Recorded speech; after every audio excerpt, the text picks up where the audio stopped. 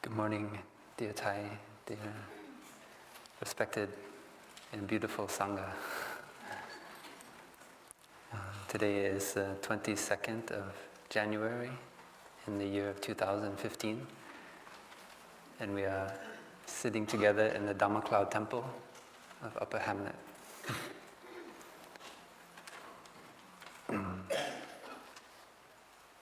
For the sisters who came from Lower Hamlet and New Hamlet, I don't know if you saw the elephant's legs as you came in, as you drove along the ridge to Upper Hamlet, and you looked to your right. Yeah. I remember Thai sharing about the herd of elephants leading up to Upper Hamlet.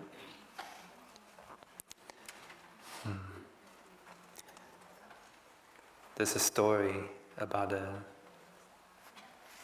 three blind men who are describing what they feel to be an elephant.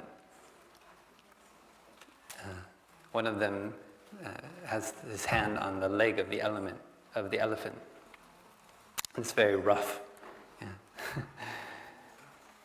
It's got furrows, and he says that leg of an elephant is like the trunk of a tree.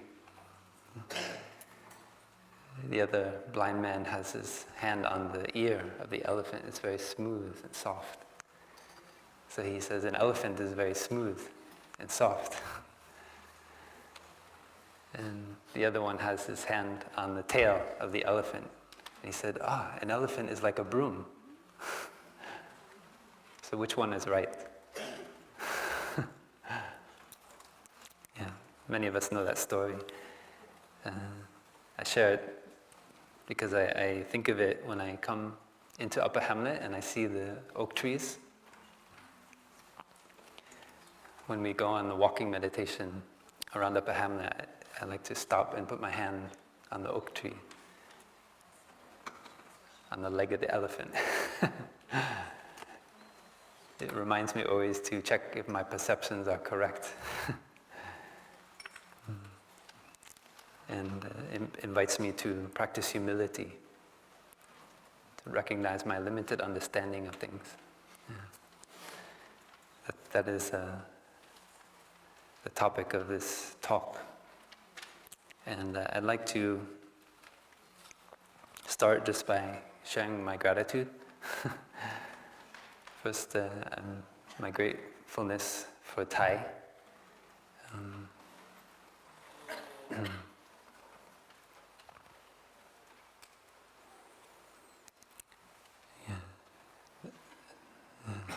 I think many of us are here because the Dharma has saved our lives. I know I am here because the Dharma saved my life and continues to save my life every day. And to meet a teacher like Thai and receive these teachings that are so complete, so clear about our mind and how our mind works and how to become free and happy is one of the greatest blessings of my life.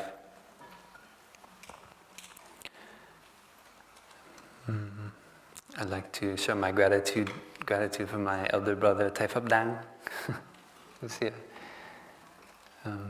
About 13 and a half years ago, in Maple Forest Monastery, when I had a long beard and a lot of hair, I showed up for a day of mindfulness at the monastery,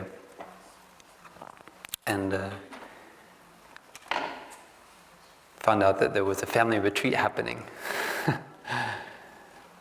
And one sister, who some of you know, Sister Sister Susan, said, "Would you like to stay for the retreat?"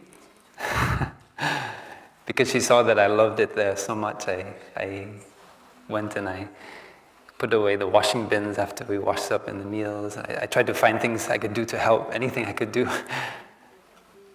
to show my gratitude for what was happening there. Sister, that morning, Sister Hoani had given a Dharma talk about mindfulness of shopping.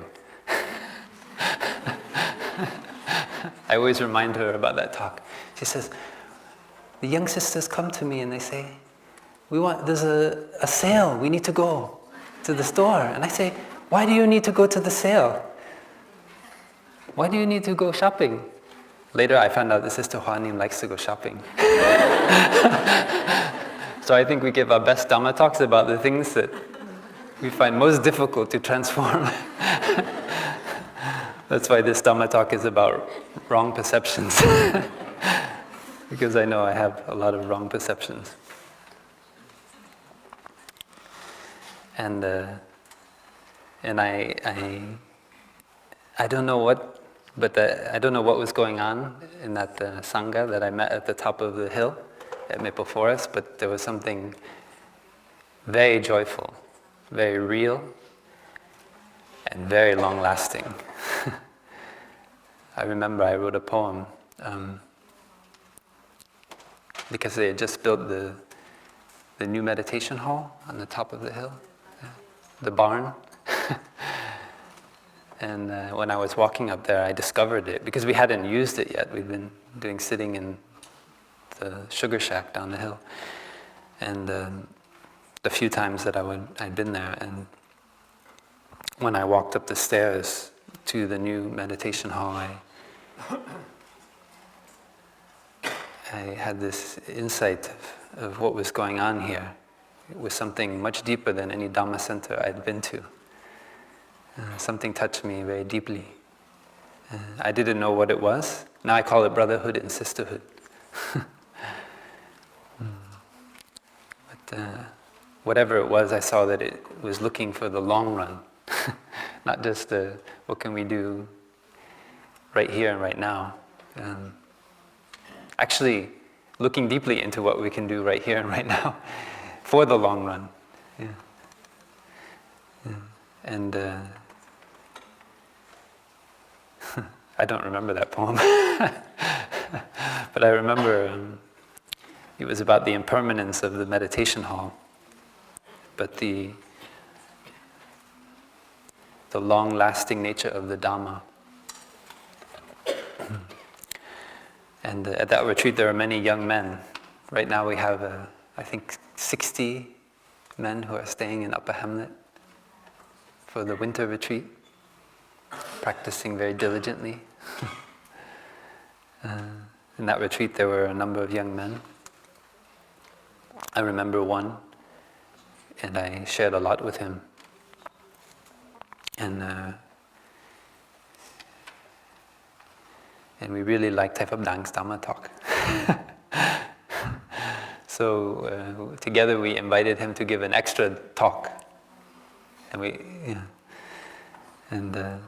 So the last day of the retreat, I remember sitting in the hall of the sugar shack where they make the maple syrup.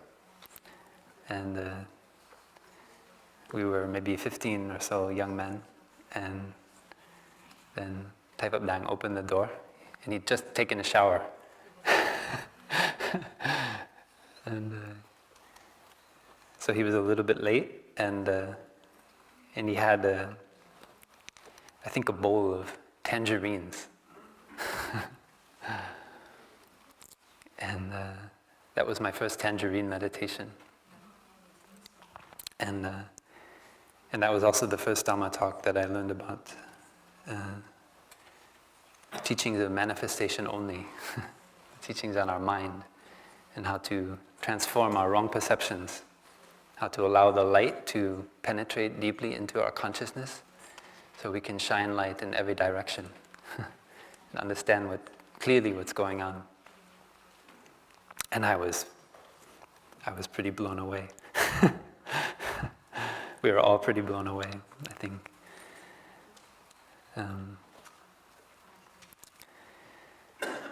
I'd also like to share gratitude for my elder brother Taifab Ung, who's my roommate during this winter retreat, and it's a great shining light for the Sangha in his solid steps. I think I'm one of the things I'm most grateful for my elder brother is his step, his mindful steps. Whenever I feel rushed, going somewhere in a hurry, and I just bring to mind Taifab Ung, and I know when I walk to the monastic residence that maybe Taifab Ung is sitting in his room, in his chair, looking out at me as I'm walking across the field. And that is a big mindfulness spell. He doesn't have to say anything.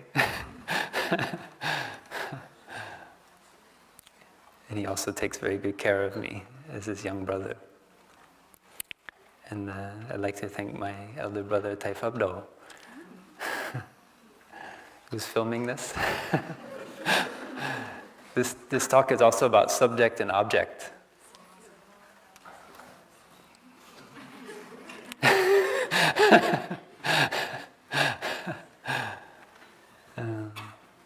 The illusion of subject and object. Taifab Do helped me to learn to take care of my body when I was a novice. And he was one of the few brothers. I didn't know him when I came here as a novice 11 years ago to Upper Hamlet. I didn't know almost any brothers here. And Taifab Do was always there. And he could speak English, and he wanted to speak English. And he wanted to understand the Western brothers.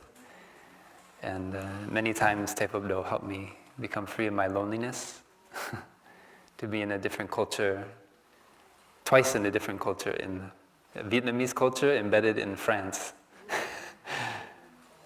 where many people speak English.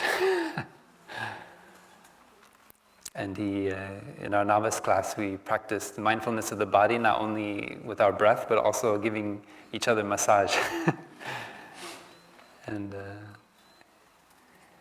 mindful stretching.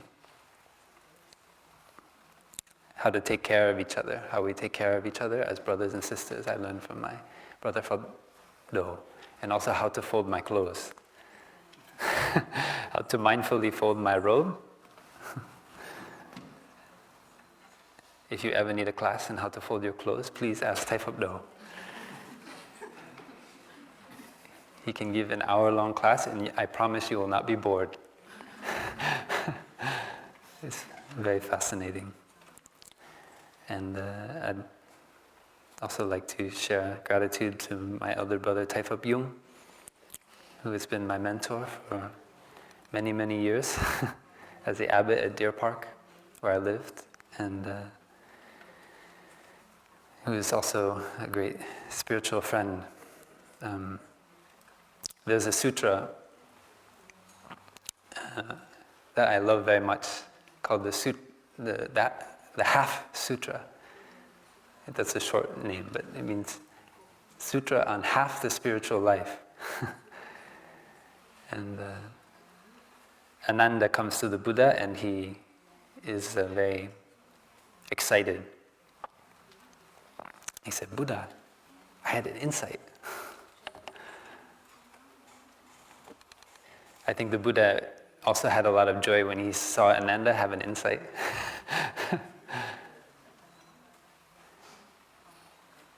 He's kind of cute. So Ananda said, "I had an insight that half of the spiritual life is having a good spiritual friend."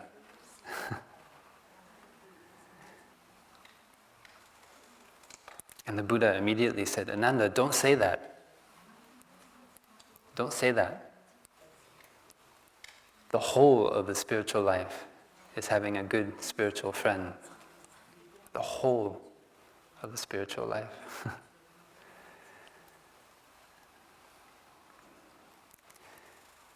So this is a little bit my gratitude. Because gratitude for me has always been the core of my practice when I feel alone, or I feel suffering coming up. I practice gratitude towards my elder brothers, my younger brothers, my elder sisters, my younger sisters, the Thai, to the Buddha. These are the objects of my gratitude. And by doing that, I overcome my sorrow, my pain.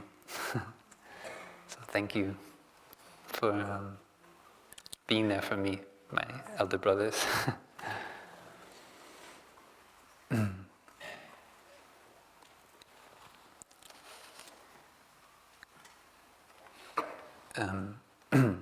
This is a poem that I love very much, and I was inspired by Taifab Lai's talk on Sunday.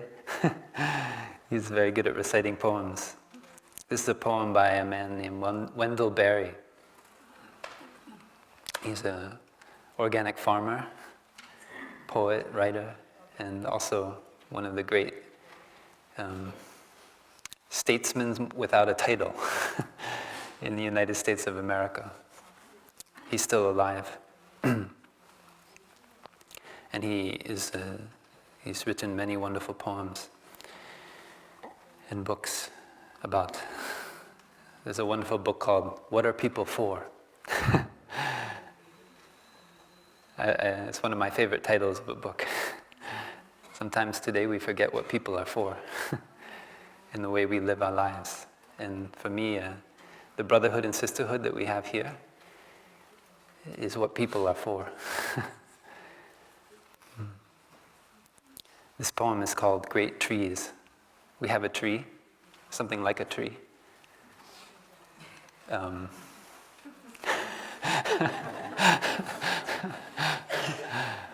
So the conditions that brought about this tree are perhaps a bit different from other kinds of trees. But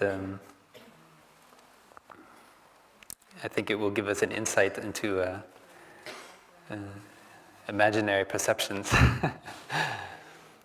So the poem is, slowly, slowly they return to the small woodlands left alone. Great trees, outspreading and upright, apostles of the living light,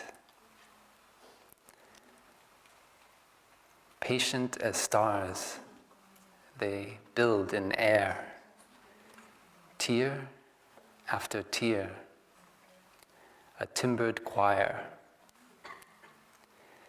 stout beams upholding weightless grace, of song, a blessing on this place. They stand in waiting all around, uprisings of their native ground, downcomings of the distant light. They are the advent they await. Receiving sun and giving shade, their life's a benefaction made, and is a benediction said over the living and the dead. In fall, their brightened leaves released fly down the wind, and we are pleased to walk on radiance amazed. O light, come down to earth, be praised.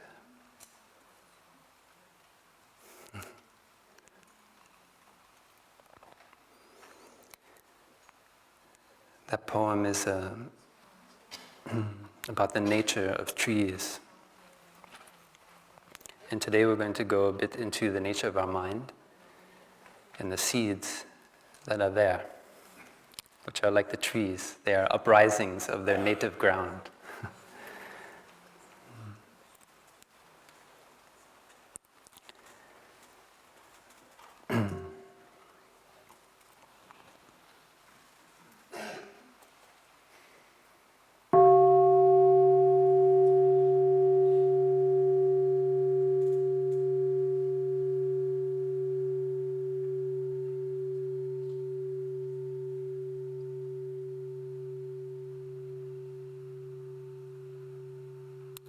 Breathing in, I know I don't have a PowerPoint presentation.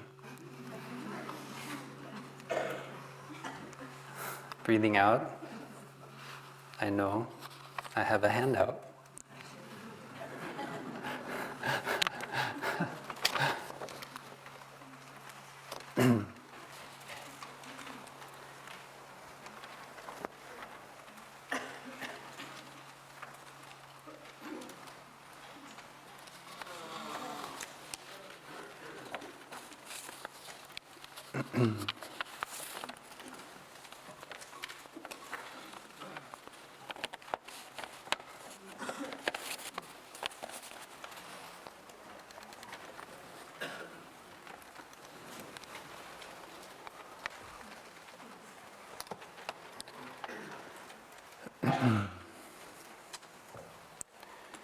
In this winter retreat, I tried to look into what we've been studying, and also to look into what has opened my heart, opened my mind, and what has helped me to be more calm, more free, more happy in my life as a monk. One of the great things about monastic life is that actually, after a while, nobody really tells you what to do. At the beginning, we have our mindful manners, so you get many people telling you what to do, how to walk, how to breathe, how to stop, come back to ourselves, how to put on our robe. We have a gata for putting on our monastic robe. So we learn all these things, but we learn it not to get caught in a form, but to be free, right? Because we recognize that our mind has many wrong perceptions about ourselves, wrong perceptions about other people, and so we suffer. We feel trapped. That's why we end up coming into the monastery. We have this suffering, or we want to go in the direction of happiness, but we don't know how. So we take refuge in the Sangha. But it's not enough just to live in the Sangha. We also have to take responsibility for our own practice. Right? We need to be able to stop our rushing mind, our hurrying mind, the mind that is always going like a radio. We call radio NST, non-stop thinking. You notice throughout the day, there's this kind of static that's just going over and over, this cycle of thinking while you're walking, while you're eating, while you're sitting. And all of these practices of mindful manners, stopping to button our robe. I think Brother Phap Jung shared about the novice robe. I don't have it, but it has many more buttons. So even if you're late for sitting meditation, you have to be mindful and put on every little knot. So the robe is actually a tool that helps us to stop and come back to ourselves and not allow the rushing of our mind to carry us away.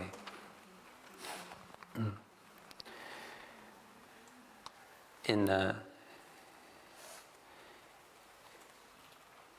the tradition of Plum Village, we talk about manifestation only teaching.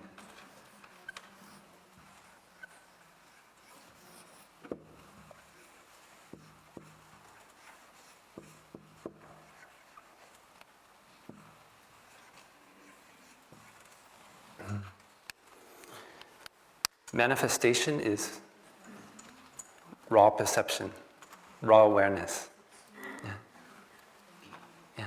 So we look directly at what things are happening in our mind, and we call them by their true name. Yeah.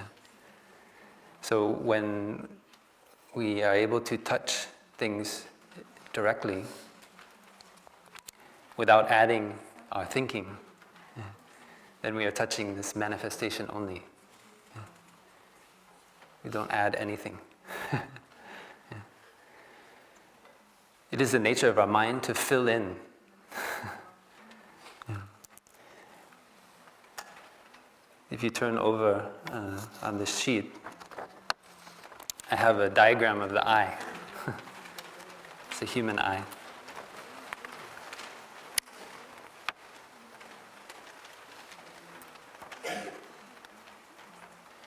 So this is a cross section. So if you take the human eyeball and you cut it,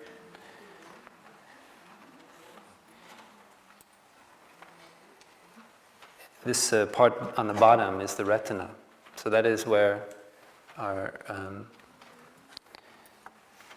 we take in the light, the photons, which have gone through the lens of our eye. And this point here called the fovea is the highest concentration of the cones which actually allow us to see color.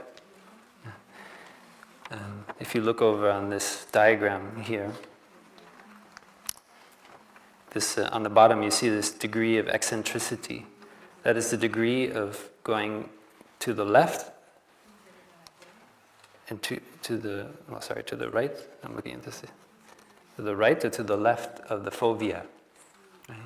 The fovea is, when we move our eye around, it is the place where we have the highest resolution of vision. So when you look around, if you look around the room right now, try to pay attention to your whole field of vision. And then focus on one spot. It could be somebody's. I see a lot of faces. But you can focus on the words. You can focus on my face. And now pay attention to all the area around. Without moving your eyes, stay focused on that one spot. And then look at the field of vision around. Is it clear or is it blurry? Is it clear? Where's the highest resolution? At that point, right? The point that we're looking at. So actually we have, you see this rising, very steeply rising point right there. That is the concentration of cones all around the fovea, which is the point where we are looking at. Yeah. And then around it are the rods. So there's about in a human eye, there's about 120 million rods. I'll draw a picture so you know. They're vaguely kind of shaped like this. A rod looks like this.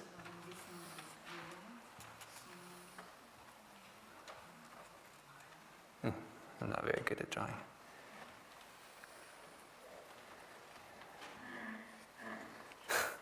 It's like this, right? And a cone looks like this, just in case the translator is right. So the cones actually process color information, and there's 3 types of cones. That's why we're able to see all the colors that we perceive. Brown, red, yellow. And many people don't know that colors are completely subjective.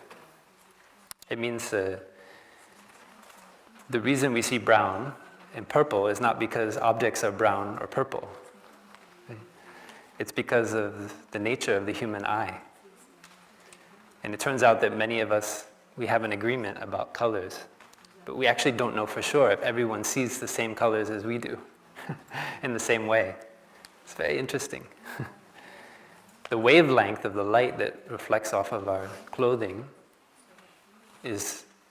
will be the same, but the color that you perceive depends on the nature of the cones in your eye. So there are 3 types of cones, and the rods cannot perceive color.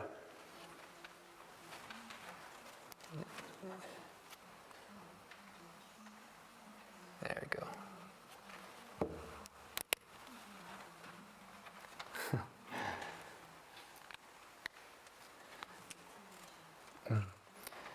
So we have many of these cones, most concentrated at the fovea of our retina, and that is where, when we look around, we have the highest resolution.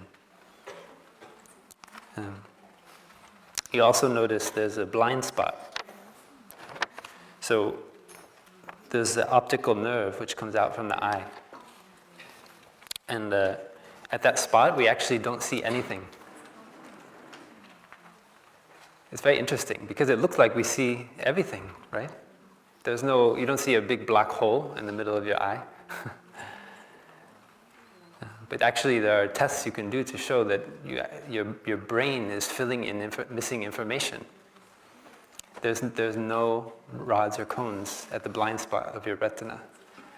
So all of us, on both of our eyes, we have a kind of black circle. And we don't perceive it because we fill in the information from our other eye, usually. Yeah. I didn't bring the experiment, but there is an experiment you can do to actually see this happening, where you just use one eye and you can actually perceive your blind spot. So the nature of our mind is to fill in the missing information using the best guess it can. That is the nature of our brain. And not only with our eye, right, but also with our perceptions about situations. Yeah. As animals, we need to know whether we're in a situation where we might be attacked, or maybe a situation where there's food that we can eat, right? If we're hunters. So we need to know these things, and we need to know them very quickly. So our mind doesn't have time to get all of the information. Right? Ideally, right, we would have all of the information we need so we can make a completely rational decision about what we need to do. But the reality is that we have to fill in a lot of missing information. And we do it all the time. It is the nature of our mind to fill in missing information. And that is part of the reason why we have wrong perceptions. When yesterday we were doing walking meditation, and Brother Phap Yung was leading us, and we were coming up here, and then a car started coming, and I saw a very common situation in Plum Village. Which is car coming, walking meditation. What do we do? So the Sangha starts to go into two different directions, or two different parts on each side of the road. And I started to see my mind. What's going on, right? So there's only this very simple information. There's a car coming, right? There's this large metal silver object that's coming at me. I cannot see the brother who's in there. But I see very quickly my mind starts to fill in all kinds of information. Like, I bet I know what brother's in that car. Which brother would be driving during walking meditation? I bet I know which brother that is. And then as it came closer, I started to see, he doesn't have a second body.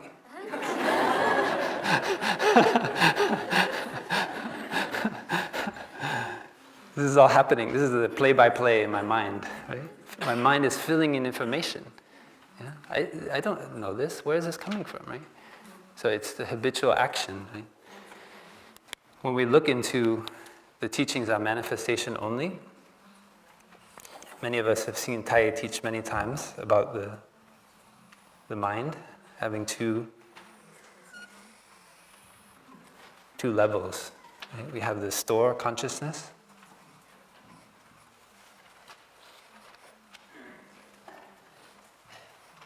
and mind consciousness.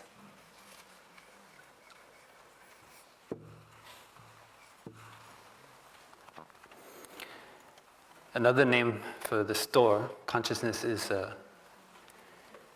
ripening consciousness, vipaka, or maturation.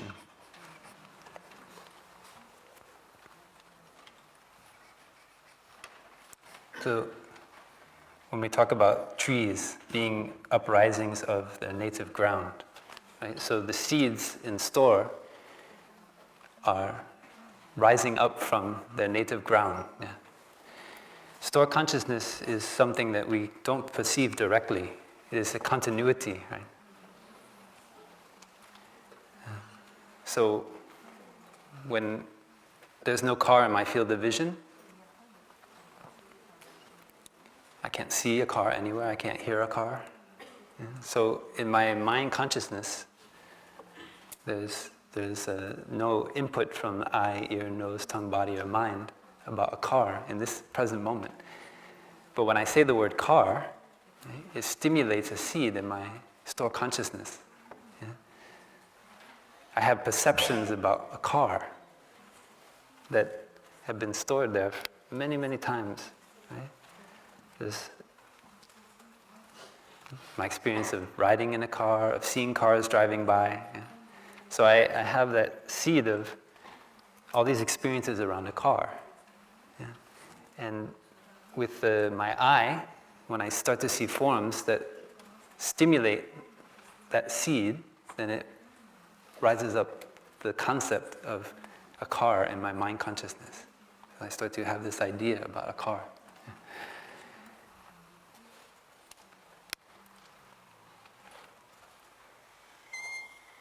It's like a kind of tree rising up.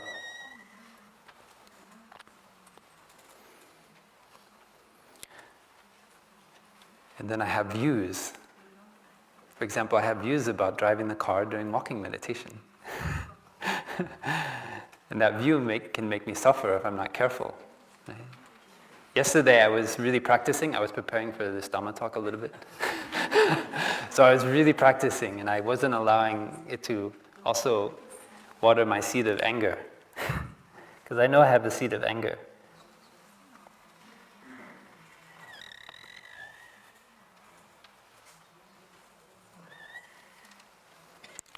I remember when we were in Deer Park in 2004, and Tai gave us many Dhamma talks about driving how not to drive the car in the upper part of the monastery. So when I was a novice, I heard many talks, many passionate sharings, not from Tai, but from many brothers and sisters about we need to close off the solidity hamlet to the cars. So all these views are there in my store consciousness. It's in the form of seeds. Yeah. So my ideas about driving and protecting the energy of the monastery during the walking meditation. Yeah. Because Tai also, that's what happened at Deer Park. There were many cars that were driving up while Tai was doing walking meditation. So Tai made a rule, no more cars. And that was also when we started No Car Day, which is sometimes a real, sometimes a symbolic practice in Plum Village.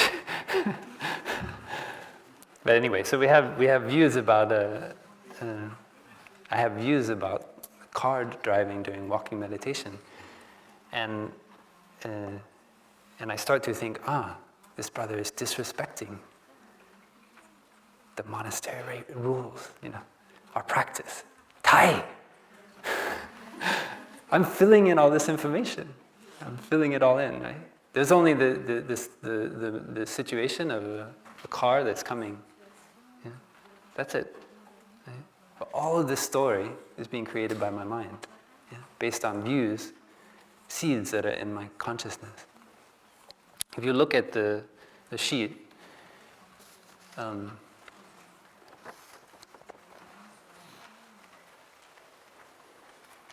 we have action, karma, right? Action of body, speech, and mind.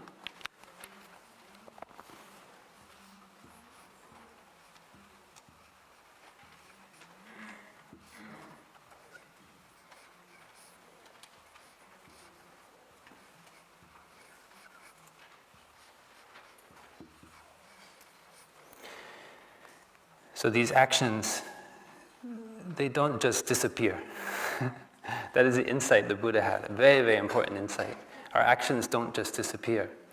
Everything we say, everything we think, everything we do is transmitted. Yeah. Not only outside of ourselves, but also inside. And it leaves seeds in our consciousness. These seeds.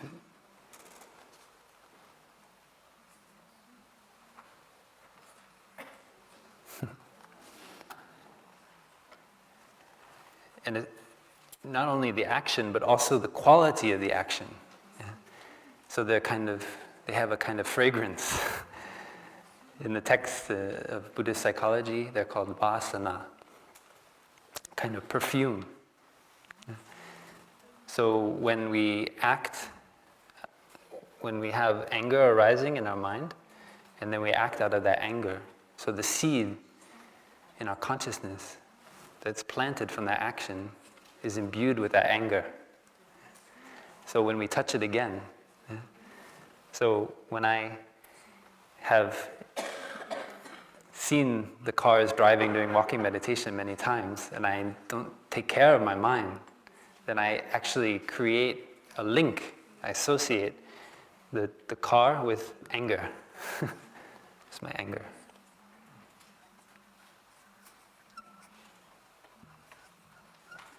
So when one seed is stimulated, the other one is also stimulated. Yeah. They're associated. Yeah. That is the nature of the seeds that are planted in our store consciousness. Yeah. And so this store consciousness is like a river, always flowing, right? And there are always seeds that are being manifested in in the mind consciousness. Yeah. It's not something that just somehow disappears of its own. Yeah? But they're constantly maturing, constantly coming up, and then going back down into the store. Yeah? Based on our habit energies. The vasana is also described as habit energies.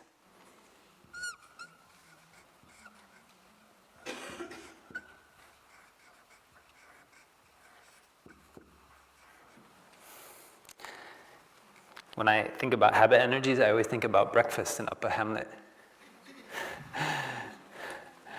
I love to sometimes watch all the, we all have our kind of way of preparing our breakfast. Those of us who like to spread the margarine on the bread, those of us who like jam, those of us, the way we cut our bread, we cut it that way, or we cut it this way. Do we like to cut up our fruit before we put it in our oatmeal? Or do we put it on the side? Yeah. Do we like flaxseed? Do we like olive oil with our bread or margarine? Yeah. All these things, right? Our preferences, our habit energies. Yeah. It's not good or bad, right? There are things that are conditioning. Yeah. But there's a lot of things going on there. There's so many things going on in our mind. Right?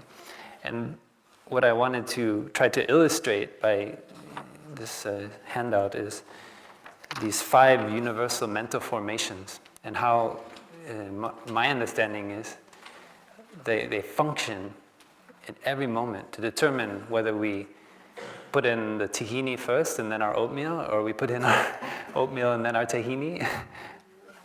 What is it that's going on in our mind that creates all these habit energies, these ways of acting? Yeah? Most of which are neutral. They're not full of anger, they're not full of desire even. Sometimes there's some craving, right, when we're serving our food. But what's going on? So you look at the bottom. Actually, let's start around contact. Yeah. So when we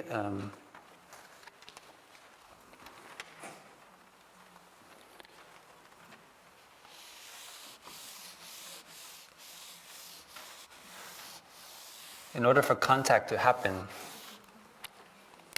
we need 3 basic elements. Here we're just going to talk about the eye, but this goes for the ear, the nose, tongue, body, and mind. So we have eye, and we have the form, which could be the oatmeal, could be the car in the example from yesterday, and we need the eye consciousness.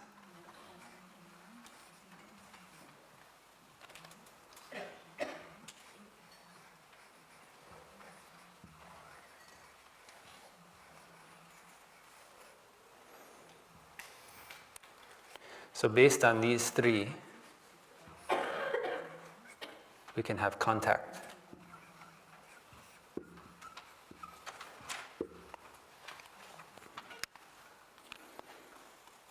And contact is a nutriment which will bring about feelings.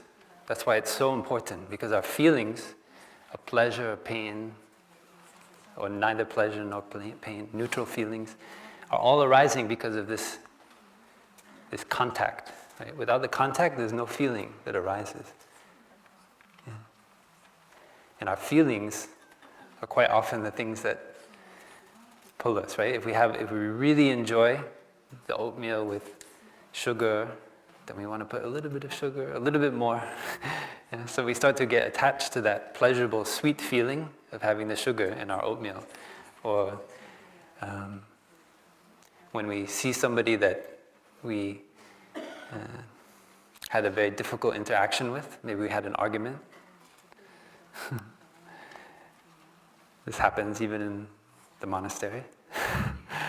Sometimes we cannot talk to that person for many months. So when we see that person, a feeling comes up right away. Yeah? So all we need is this combination of the I and the form. Eye consciousness, contact. In that case, we also need perception, because we know we have a seed in our consciousness, what that person looks like. You know, the way they walk. Even from a distance, we can see just in the way they're walking, we can tell who it is. Our perceptions are like that. Yeah? Of course, we're filling in a lot of information. That is why we can make so many wrong perceptions. But sometimes we get it pretty close. And so we think, we get a little bit proud. And that reinforces the seed in our store consciousness. Yeah? So if we see that person and we've had an argument with them, I know this with myself, when I had a difficult interaction, it's really sensitive. You know, you're very aware of that person. In fact, you think more about that person than you think about everyone else. What are the habits, you know? I know we've all avoided people. Don't tell me you haven't. Maybe we haven't. Maybe we're kind of bodhisattva and we never had an argument and tried to avoid somebody. Yeah. So that avoidance, right, is very complicated. What's going on? We have the anger that arises along with that person. And so when contact arises, then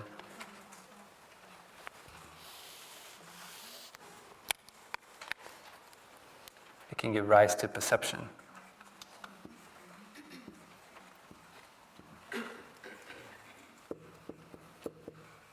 I'd like to ask if the brothers could pass out we have a interactive meditation. I don't have tangerines. It's the middle of winter in France. And I feel a little bit guilty to have so many tangerines. But we're going to pass around little cups with raisins. So please, you can take 1 or 2 raisins and don't eat it yet. I know the monastics have already done this, but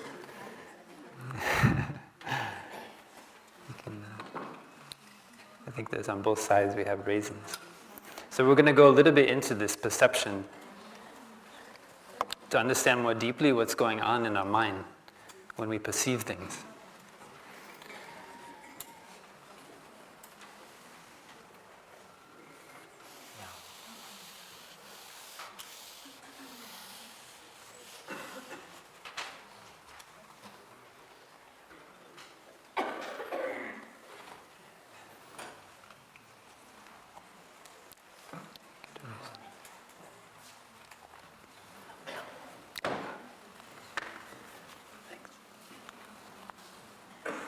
So when we get the raisin, we can hold one of them between our fingers.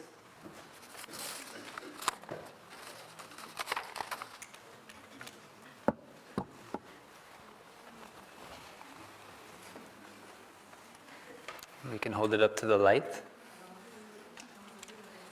This is the object of our perception. So we have the eye. They're coming around.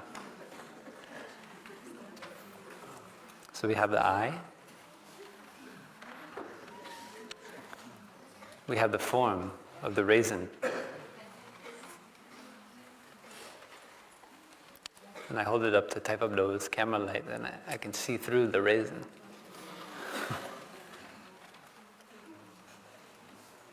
I can see the light. I can see the wrinkles of the skin of the raisin. Can everybody see the point where the raisin was attached to the vine? Can you see? The raisin has a very dark spot at one end where it was attached to the vine. Here in France we have a lot of grapes.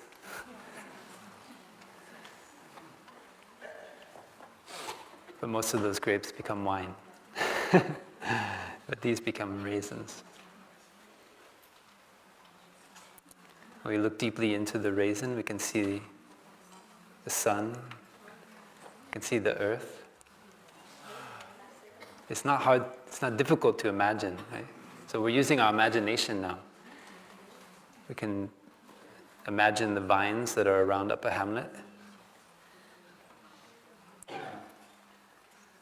And now we can look directly into the raisin and see the vine. We see it through that dark spot where it was attached to the vine. If we use our fingers and we squeeze the raisin a little bit squishy, we can get in touch with the inside of the raisin, sensation, our body sensation, contact with the raisin. Oh, some of you, all right, good job. Okay. So what's left? So something else is going on here, right? We see the raisin, and right away there's a seed being touched in our store consciousness, right? Of all the raisins and the perceptions we have about raisins from before, right? So down here that we have a raisin seed, something like a raisin seed. Remember, these seeds are it's just a metaphor, right? This is a metaphor for understanding our mind. We don't get caught in the metaphor. But we have something like a raisin seed in our store consciousness. And so right away, instantaneously, when we see that raisin, the eye is in contact with form of the raisin, along with eye consciousness, right? And that information touches that seed of raisin, which then manifests in mind consciousness. So we start filling in information. We already have an idea of what this raisin is going to taste like. We haven't eaten it. How do we know? Oh, some of you have eaten it.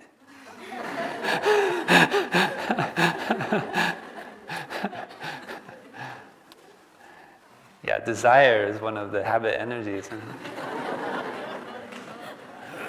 So we already have an idea where our mind is filling in information about the raisin without even tasting it. We have an idea. Do you notice what's happening in your mouth? Do you feel the saliva being stimulated in your mouth? Yeah? Your mouth is preparing itself not only to eat something, it's preparing itself to eat a raisin. It's like when you have a lemon, right? And you smell the lemon, you see the lemon. Just seeing it sometimes, I see the lemon. Yeah? I haven't put anything in my mouth. So what's happening? Right? Why do I have that reaction? Why does my mouth do that? It's because of this seed of a lemon, right? And the taste of the lemon. Yeah? So my body reacts in a certain way. Yeah? So it's the same with the raisin and all different kinds of food. Right? Just like when we see that person that we've had a difficult argument with, even though his DNA is 99.9999999% the same as everybody else in this room. He has two eyes, a nose, a mouth, right? So what is it? To somebody coming from outer space, right? They could never tell the difference between that person and this, but somehow that one.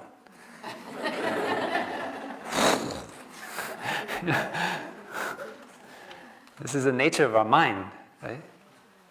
Okay, we haven't eaten the raisin yet. You guys don't remind me. So maybe now we can take a moment and put it in our mouth, but don't chew it.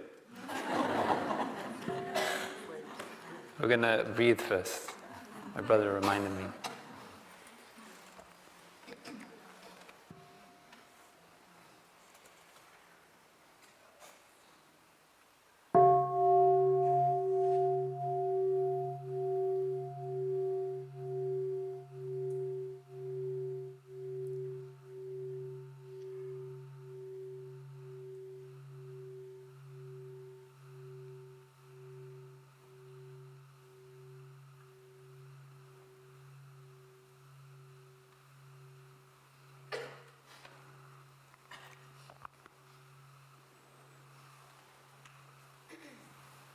Okay, so we enjoy our raisin in silence for a few moments. First, move it around your mouth. Feel the texture of the raisin, and then you can begin to chew. And be aware of the explosion of sweetness.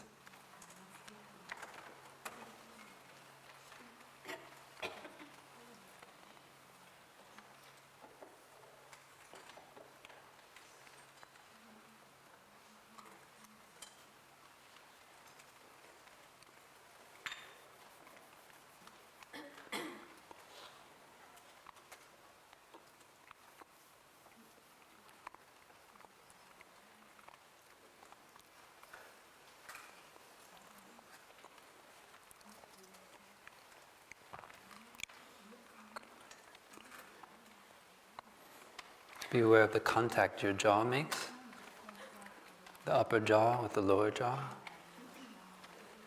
Put all of your attention there. Chewing the raisin.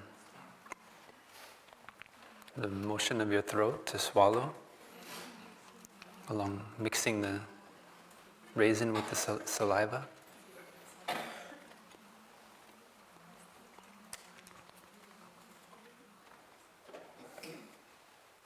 Tai is learning how to swallow again, so we can enjoy swallowing for Tai.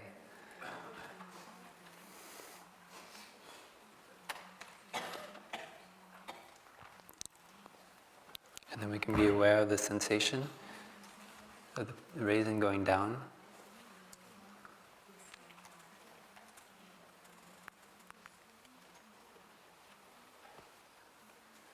All the way to our stomach, down our esophagus, into our stomach. I already feel it. Pieces of the raisin going into my stomach.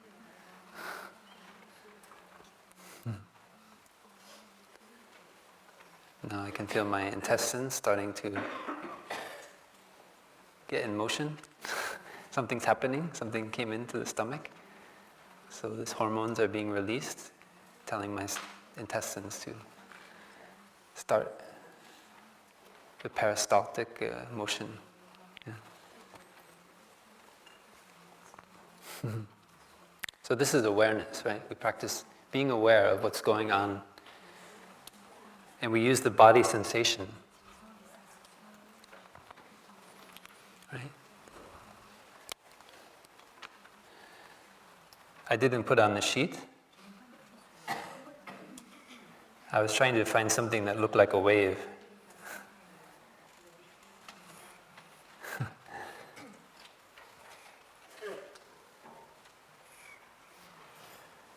So we have these waves of consciousness. The I consciousness, I, ear consciousness, eye consciousness, ear consciousness, nose, tongue, and body. And they're like waves on the surface of manifesting from store consciousness. Right? So they're not always present, but the mind, when we're conscious, when we're awake, except in certain circumstances, in a coma or a dreamless sleep, usually the mind consciousness is always there. Right? But these consciousnesses are not always operating. Yeah? They need an object. Right? So So they're like waves, they manifest, and they're in contact with mind consciousness. They manifest on the surface of the root consciousness.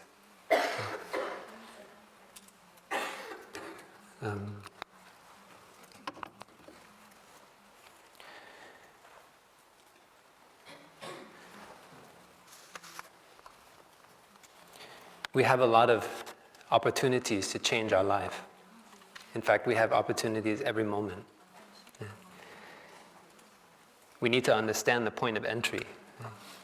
The way we think we can change our life is not usually the real way we can be free and be really happy. That is the insight the Buddha had. Most of us are putting a lot of energy digging a hole where there's no water. That is what we spend our lives doing. But when we have insight and we see the stream and we follow it up the hill, it's very easy to find the source. So when we study the effects of suffering in our life and we follow that stream to its source, then we understand better what's going on and we can make a change. When we make a change at the root, it's like the tree, the uprising of the tree. Those elephant trunks, the oak trees, out by Upper Hamlet, it's very difficult to move them. They're very solid in their place. But when the acorn is just germinating in the spring, you can, with your little toe, you can just kick it over. So it's the same with our mind. Our anger may have grown into a big tree. It's manifested in, it's become strong in constantly manifesting in our mind consciousness every day, over and over. We have so many associations, so many actions of body, speech, and mind done in anger, so that seed of anger has become so strong, it's very difficult to deal with it. You look on the side, we have, like Brother Fablai shared on Sunday, this practice of stopping. Right? When anger manifests, when we are talking with our loved one, and we water the seed of anger by something we hear they say, or something they do, right? Something that has we've created, we've planted as a kind of view. These seeds are kind of views in our consciousness. Yeah? So we stimulate that. Yeah? We stimulate that seed. And if we stimulate that seed often, it becomes like a big oak tree. Very difficult to move it. So maybe all we can do is to stop and recognize it and accept it. Anger, I know you are there. But I don't have the capacity to embrace you right now. You're too big. But I can recognize you. The problem is most of the time we don't do that. I know I don't do that sometimes. And that's where most of my suffering comes, because I remain in my perceptions. Right? So this process, these 5 universal mental formations, volition, attention, contact, feelings, and perceptions, I have with the oval on the handout. They're happening in every split second. Yeah? Taifa Byung shared beautifully in the New Year about these in detail. Right? So these, with every cognition, that in every moment, every instant, those 5 are present. And if we understand, for example, we're able to practice appropriate attention, yoniso manasikara. Brother Fablai shared about it a little bit on Sunday. If we're able to take our attention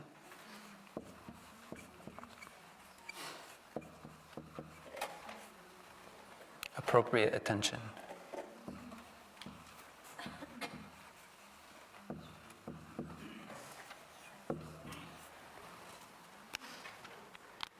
And bring it back to our breath, right? In that moment of anger. Anger is coming up, and our tendency is to continue to feed the anger. It's like a fire. We're providing the fuel for this fire that is manifesting in our consciousness. And the nutriment is the contact. Yeah. The contact with our perceptions that continue to stimulate the seeds in the store consciousness. These seeds that are associated with anger. So anger is coming up like a big tree, and we can't do anything. But if we take and come back to our breath, we shift our attention, right? So it's an act of our will, right? We have in ourselves a kind of general, military commander. It's called the cetana, or intention, right? It's our deep aspiration. It can be good, it can be, we can say wholesome, it can be going in the direction of craving, of wanting something, desiring something. But that will, it can be devastating. We know that in the history of human life, when that will is watered for violence, when it's watered with, imbued with the habit energies of fear, anger, it can cause great destruction. So this volition, or intention, is very important.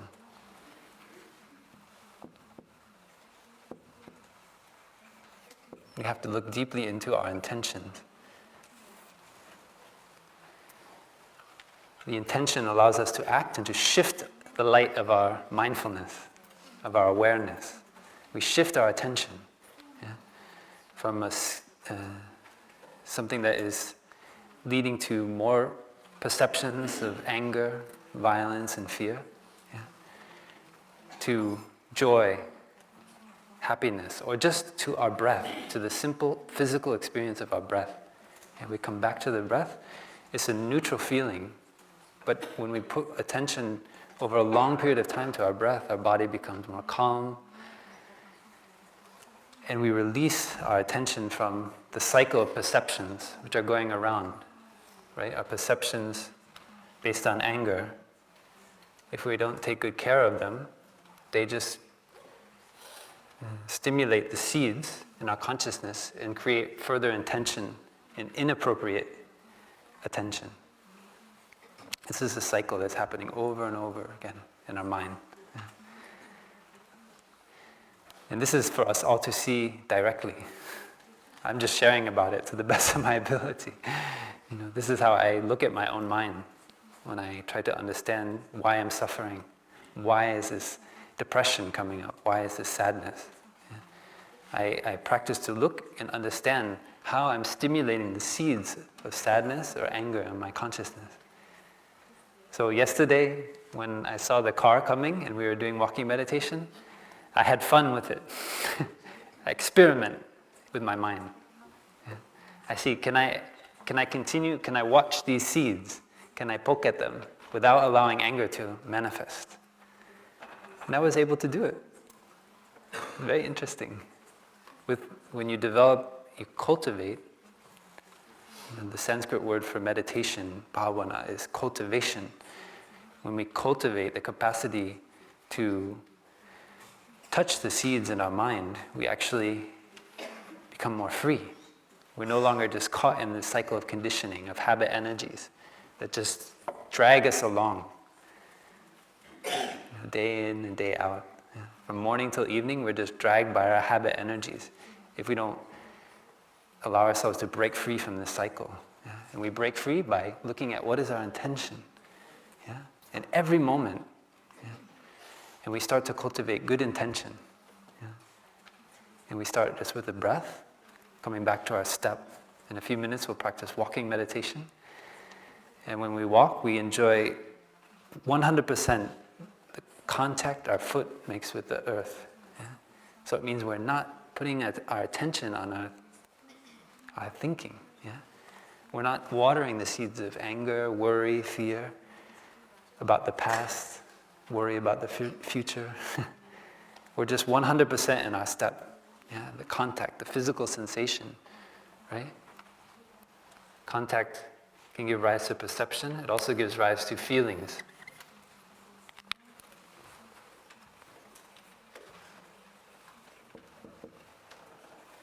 pleasurable feelings, painful, or neutral. And it's here that we get attached. This morning I was washing my bowl in the washing bin, and there was a little bit of tahini that was still stuck on the bowl. Yeah. When I thought I washed my bowl very well, but when I got to the next bin, after the washing bin, I saw that there was still a smear of tahini on the side of the bowl. Yeah, and I thought, it's very much like what happens in this whole process, right? Is we get attached to pleasurable feelings. There's a little bit stickiness. We get stuck. And so instead of just allowing the feeling to go through, when Thai talks about enjoying something, we enjoy it, there's no stickiness, right? So we enjoy with no stickiness. The Buddha wasn't somebody who didn't have any more pleasurable feelings, but he didn't allow them to invade his mind and get stuck there, yeah, with grasping. Yeah.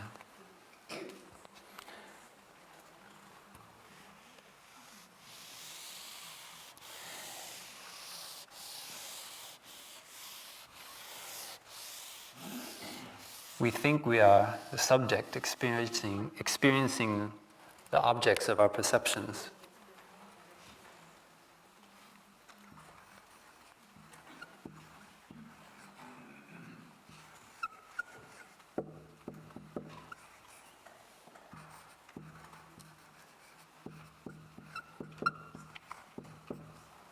Me, I. I am the perceiving subject. This is what we think. And we have an object, the perceived object.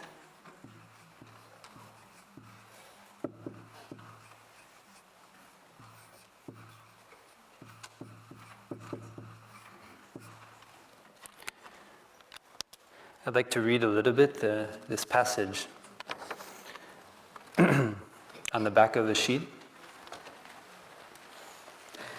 And I excuse the translators. I excuse myself for making it difficult work for the translators.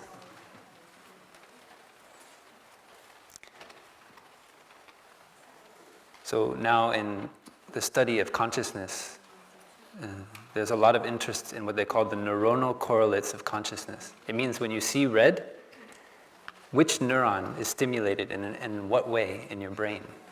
They try to find the red neuron exactly in your brain. This is where they're studying in consciousness studies. For example, they found grandmother neurons. It means when you see your grandmother, every time that neuron is stimulated, it has a peak, a spike in its stimulation. So they use an electroencephalogram, I think. I'm not sure what kind of machine they use, but they measure the spiking of your neurons, right? And with people, they found that they can actually reliably make certain neurons fire when they see their grandmother. They also did it with, this was back in 2000, or in the 90s, they did the experiment with, in America with Bill Clinton. They found the Bill Clinton neuron. They would show a series of pictures to all of these people who were hooked up to the machine. And 3 of those pictures had Bill Clinton in very different positions. So one of them, he was giving a talk. Another one, he was down in a crowd full of people shaking hands. And another one, he was, I don't know, giving a press conference, or I don't know, some other, not giving a talk, but in a different situation. And they found out that this neuron, they found a constant neuron in a number of the subjects, like that was always firing, that was always spiking when they saw those pictures of Bill Clinton, even though the position of Bill Clinton was totally different. So we do make associations in our mind, those conditioning factors, which are like the seeds in our store consciousness. And they call it the neuronal correlates of consciousness. Cortical areas in the back of the brain are organized in a loosely hierarchical manner with at least a dozen levels, each one subordinate to the one above it. When a group of neurons within one of these regions receives a strong, driving input from lower in the hierarchy, the neurons send their output to another area or group of neurons located higher in the hierarchy. Neuroanatomists talk of a lower region projecting onto a higher one. When examined in detail, however, things are less clear-cut because feedback connections abound. So some areas have an ambiguous position within this hierarchy, and shortcuts exist. The incoming sensory information is usually not enough to lead to an unambiguous interpretation. In such cases, then, the cortical networks fill in. They make their best guess, given the incomplete information. Filling in happens throughout the brain. This general principle, expressed colloquially as jumping to conclusions, guides much of human behavior. Any visual scene gives rise to widespread activity throughout the brain. It means eye coming in contact with forms. Coalitions of neurons coding for different objects in the world compete with each other. That is, one coalition strives to suppress the activity of neurons that code for other objects in the scene via inhibition and vice versa. Inhibition is where neurons are kept from being stimulated. This is particularly true in the higher echelons of the brain. Paying attention to an event or object biases this competition in favor of the attended event or object. So there's an insight. This is very much, they talk about competition, but I think it's not necessarily, that's just a way of looking at it. But the main point is here that there's a subject which is created by a coalition of neurons in our mind. It's not a separate self. There's nothing there. It has a separate existence. Right? And that subject is then projecting onto another group of neurons. Yeah. The object, right? Which is in our mind, right? It's the perceptions that have arisen, the feelings that have been stimulated in our mind. So this whole separation, bifurcation of subject and object is just happening in our mind.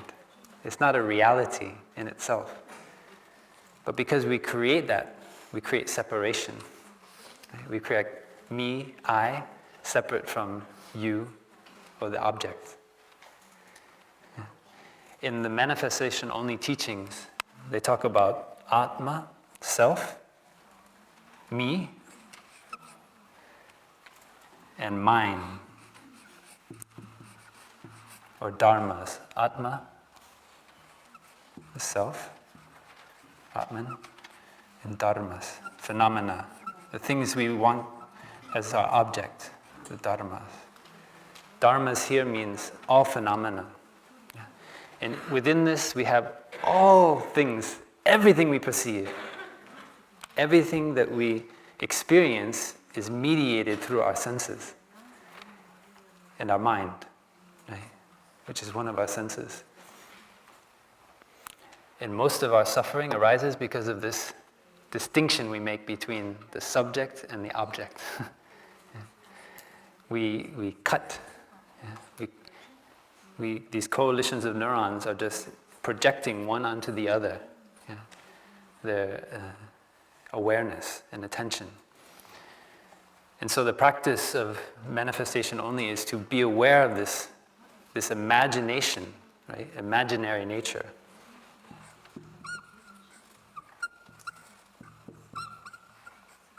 That's going on. Parikalpita. This is the nature of our mind, to create fabricate. It's filling in all kinds of illusions. And so our practice is to focus our awareness, our concentration, in such a way that we don't get caught in these habitual energies, right? Which are signs. And so one of the ways we liberate, we become free of this tendency to divide the world into us as subject experiencing an object outside of ourselves, instead of seeing it as one continuous process, interbeing, no separation. Yeah. When we're able to see the nature of this imagination, yeah, we can remove the causes for it arising. Yeah? We can be aware of how we put our attention. Yeah? And then no longer get in the cycle of perceptions leading to other perceptions and filling in wrong perceptions about ourselves, wrong perceptions about others. Yeah. It's very interesting. And it starts with the breath. And just coming back to our body, directly experiencing it, not adding anything. This is what we add to the picture. We fill in. And that is our nature as human beings. So it's not like there's anything wrong. But the Buddha had this deep insight of awakening, which is what happens if we're able to remove all of this fabrication, this illusion that we impose upon the world, that we continue to fabricate, yeah, through our emotions, through the seeds that we plant in our consciousness. What if we're able to look at the point using our intention? We direct it, we do the kind of actions of body, speech, and mind that bring around right view, which in its deepest understanding is actually free from all views. Right? We're able to free ourselves from all of the habit energies that are latent in our consciousness, little by little, by just practicing letting go. Yeah. So one way I really love, that Tai teaches us often to practice this letting go, is to practice a concentration on signlessness.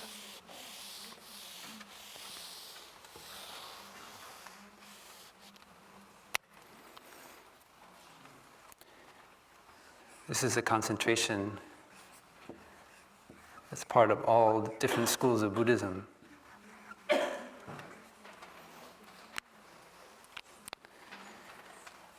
Concentration on signlessness.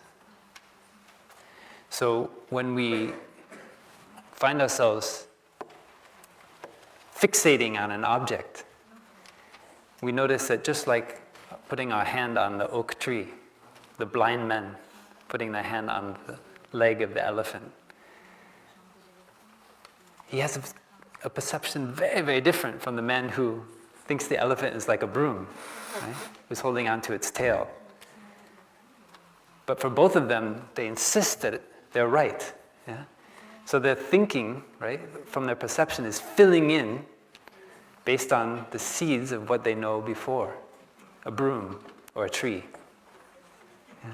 An elephant is like a tree, no, it's like a broom. And then all of the passion, the argument arises out of that. It's our imagination. So when we practice signlessness, we don't get caught in the sign that an elephant is like that. We can look deeply into the elephant. We can see all of its non-elephant elements. We can see its mother, its father. We can see the sun, the plants that it eats.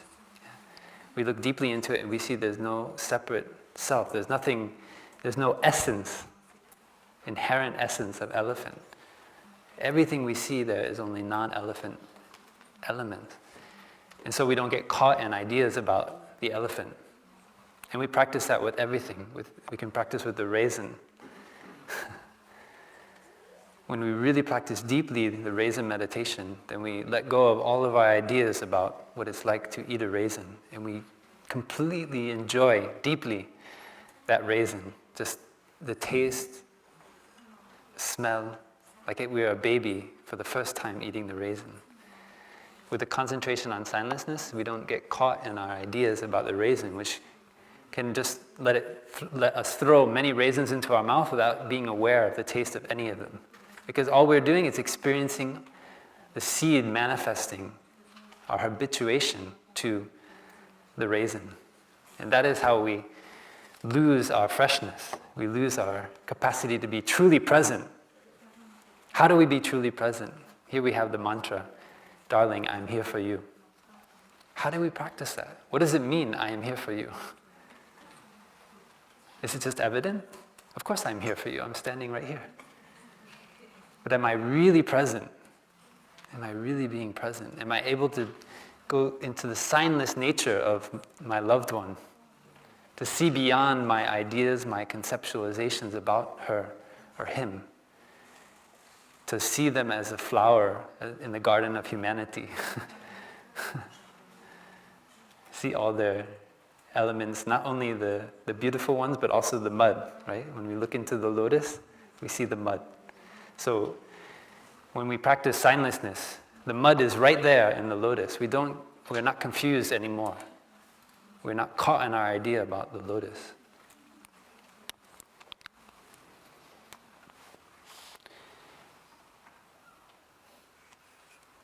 There's a concentration on emptiness.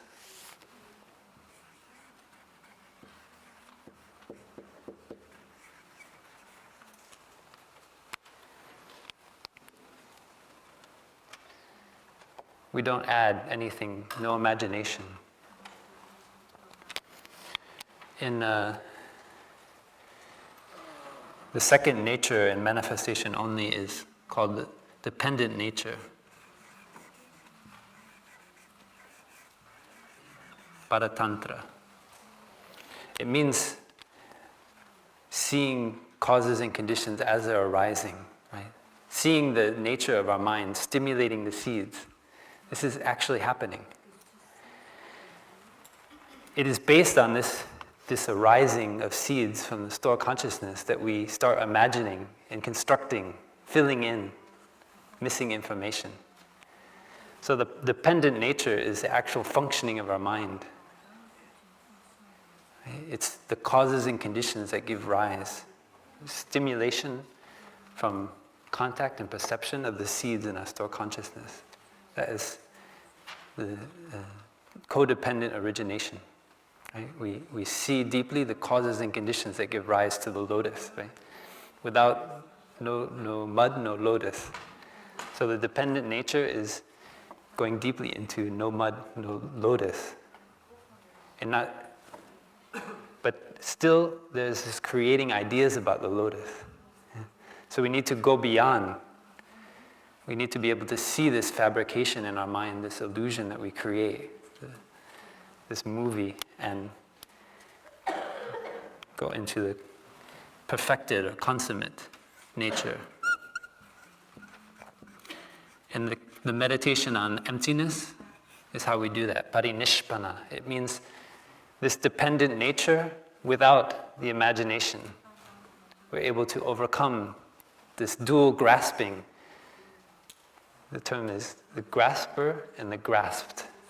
This double grasping that is happening in our mind of creating subject and object is the basis for this imaginary nature. And when we see its deeper nature, we're able to remove it so that we're able to experience life in the present moment, fully aware, nothing sticking. It's not something that we just are going to get sometime in the future. It's something we experience when we really arrive right here and right now with our step, with our breath. There's nothing, no obstruction. Right in that moment, you get the consummation of your practice. You get happiness, joy, freedom. You're not caught in your ideas about what's happening in the present moment. And that is the nature of emptiness. Right? We see the non-self nature of all things. We see that we are not a separate self. We are a process. We are an event that is going on, and we have the ability to change our life. But when we are caught in the story about ourselves that we tell ourselves over and over, it's very difficult to see this non-self nature. So the concentration on emptiness is a way of not adding any kind of imagination, but just seeing things actually as they are. in their original nature. It's very beautiful. In the morning we say, when we do our precept recitation, there's a beautiful chant that we do after offering incense. The one who bows and the one who is bowed to are both by nature empty. Therefore, the communication between them is inexpressibly perfect. I love this kata. The one who bows, it means I'm standing there in front of the altar and I have just offered the incense. The one who bows and the one who is bowed to are both by nature empty. Therefore, the communication between them is inexpressibly perfect. It means that when we don't touch this non-self nature, our communication is not very clear. But when we touch the nature of emptiness, it means the nature of interbeing. We cannot be by ourselves alone. There is already communication. And we don't need to say anything. We don't need to express anything. It's inexpressibly perfect, perfected, consummate. That is our practice in Plum Village. By saying, I have arrived, I am home. Or just arrived, home. It doesn't have to be an I. And the last door, last concentration is particularly tasty. Aimlessness.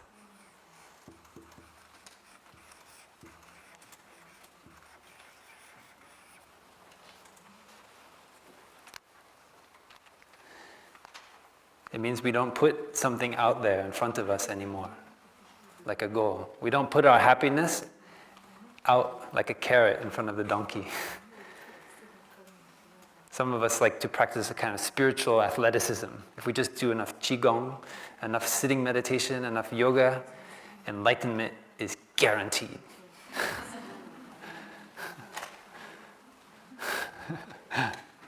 The Buddha tried that too. It didn't work very well. He tried starving himself, holding his breath for many, many minutes on end, tried to mortify his body, kind of like spiritual athleticism. And he found out that he just wrecked his body. He just made it very weak and tired, and he almost died. But when he actually just learned aimlessness, when he was able to see that happiness lives within oneself, there's nothing outside that we can get that will bring us happiness, but to touch the nature in ourselves, to release, in fact, let go of all the obstacles, all the goals, all the things we want to attain. Right? That is the practice of aimlessness, apranahita. Right? And that is when we are able to let go of the stickiness, the attachments to our feelings, our perceptions, our mental formations, the seeds in our consciousness. They don't no longer have the basis to arise. And we're able to walk freely and allow joy and happiness to fill our life. That is the practice of aimlessness. And these three together are called the 3 doors of liberation. Very lovely practice. Thank you for practicing to go into the Dharma together. This is something we do together, and through words it's only imperfect. So let us enjoy a sound of the bell to finish, and practice the concentration on seeing that we are not alone. We are not a separate self. We are all our ancestors, our ancestors of the plant kingdom, the mineral kingdom, the animal kingdom, our mother, our father. We are the sun, the earth, the water. We are the dust of stars. Breathing in, I smile with wonder. In, all my ancestors. Out, wonder.